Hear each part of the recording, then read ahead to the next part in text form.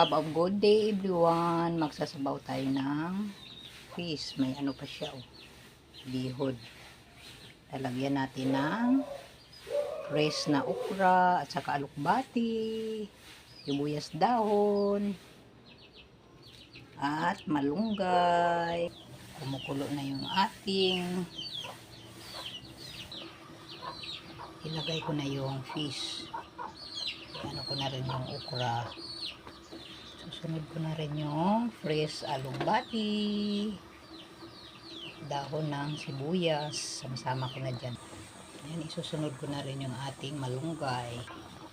Kunti kulo na lang, luto na yung ating ulam. Manamis-namis yung ating sabaw kasi fresh pa yung ating mga gulay. Ayan, luto na yung ating ulam. Kainan na. Thanks for watching. Bye-bye.